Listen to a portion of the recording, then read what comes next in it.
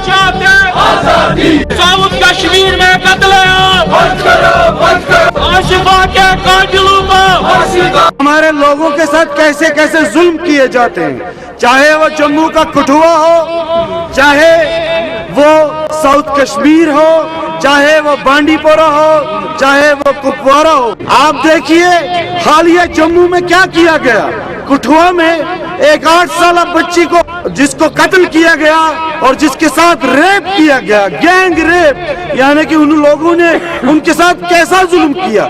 देखिए एक मुसलमान लड़की की असमत रेजी की गई और वो भी कहां पर, एक मंदिर के अंदर।